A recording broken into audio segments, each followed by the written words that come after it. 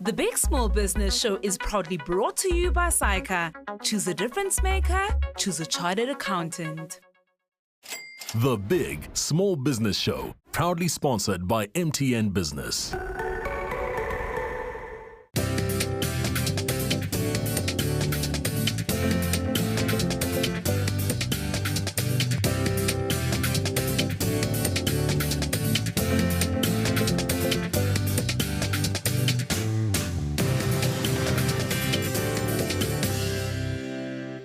Welcome to the Big Small Business Show. Now, the United Nations developed a series of 17 goals called the Sustainable Development Goals, or SDGs.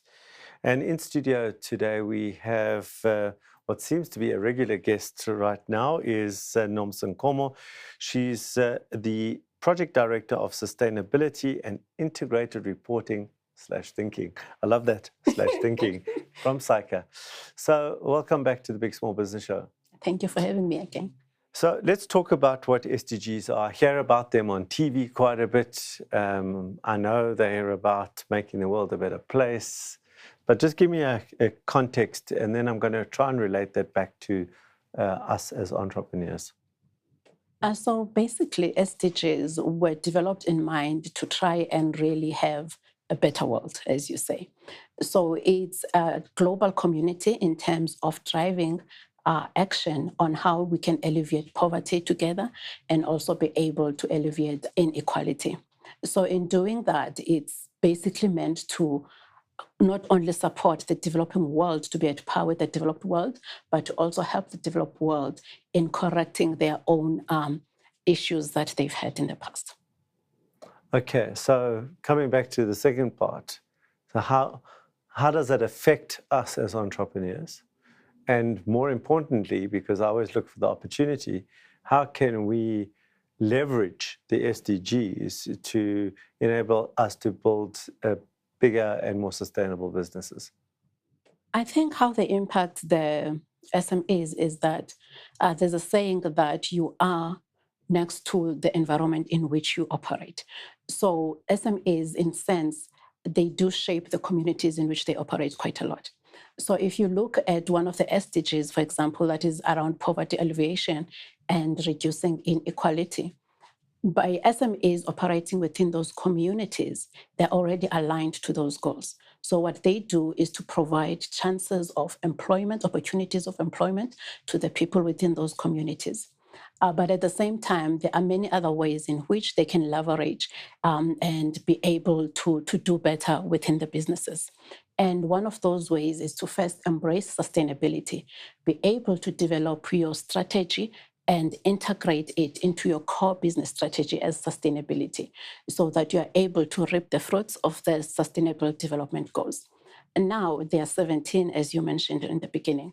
And we all know that there's no company that can be able to adopt all of the 17 goals. So what the companies need to do is to really look closely at which areas are impacted mostly within their business and be able to pick those areas and then align them with the SDGs. For example, if your company works closely in terms of education, so you can focus on that SDG and be able to link it. Luckily in South Africa, we have the BEE, so we can be able to link it back to skills development. You can actually be driving awareness around sustainability, which will not only benefit the company, but will benefit your employees and the communities. And one of the things, I think, to making sustainability and SDGs really work within the company is to integrate it within your staff members. And what that does, it just breaks down the silos between the senior managers and the ordinary staff within the organization. And it makes everyone understand what is the purpose of what they're bringing and what is the actual vision of what they're trying, to achieve within the company. And then by committing to these SDGs, you have to announce it so that it really does drive a point that you are being serious, not only about being profitable, because all businesses still need to be profitable, but about being part of the change that is not only global, but it also impacts all of us. And Nomsa, what would be the benefit for me to do that? The benefit will be for you. I mean, companies and banks also are attracted to companies that take sustainability seriously. So do I put it on my website? Do I get, like, are we aligned to SDG 12? Like, how do I shout about it? So by developing your sustainability report, that's one of the ways that you can really. And the reason you have to do a sustainability report is because your matrix that you've used and the commitments and the targets, that's where you will show your performance and be able to say you've moved a needle in this. And what is it, the sustainability report does, it allows you not to only report on the things you've done well, but on the things also that you haven't done well and be able to learn. So that whole transparency that you do within that report, that's what I guess makes investors look at you, that you are engaging with us now. And in a way that it's so formal and professional, it also makes bigger companies be more attracted to you. Now, when you go and present, you not only have your spreadsheets and your presentations that are already professional, but you have something that they're familiar with. You have something that they are looking for really.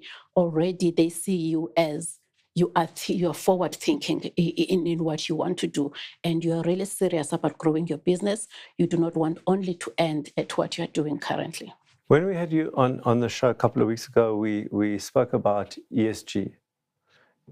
Explain the link between ESG and the SDGs, the Sustainable Development Goals. What's the link? Is it only on sustainability? So the link is ESG are the pillars that make up sustainability. Okay. And the link is that then sustainability enables the SDGs to be achieved. And we must understand that the SDGs run up to 2030. So now all companies are really ramping up to show progress of what has been done. It's not only companies, it's also countries. So we can't do anything without the SMEs. We know that SMEs make like more of a bigger pie of the employment category and also job creation. And that's why we have to, carry them with us. And that's one of the things also about the SDGs. It says we don't want to leave anyone behind. And that includes the work that the SMEs does and what they can do better.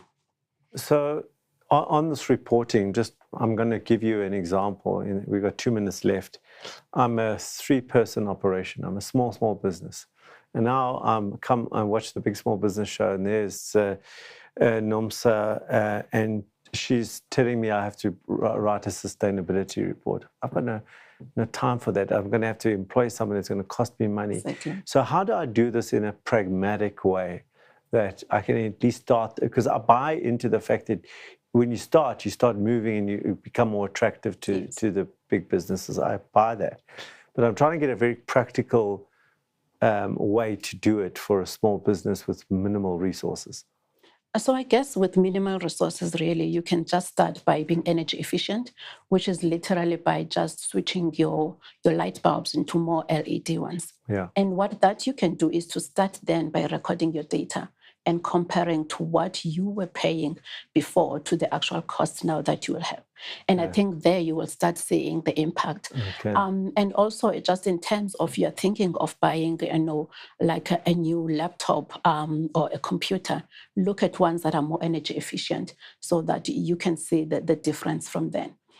And just bear in mind, though, that sustainability is not only environmental. So I don't want anyone to just think and be limited for that. In that sense, look at also how you get your contracts. So always be in the line of always being ethical in how you do your work and also how you get your contracts. But also just going forward, look at also the social concerns, which it is a bit easier maybe to start with, because we know that always the HR side has a way of tracking that information. But I think one point maybe to mention is if we look at studies, they show that the current, I would say, age group, which may be your millennial and your Gen Z, they are more concerned about the environment and the social aspects. So if you want to attract that talent, which I think you should, because they are more innovative, then you have to consider sustainability. Nomsa Nkomo, thank you for being on the Big Small Business Show. And I think For those of you who are forward-thinking and future-thinking, I think there was some very sage advice in this interview.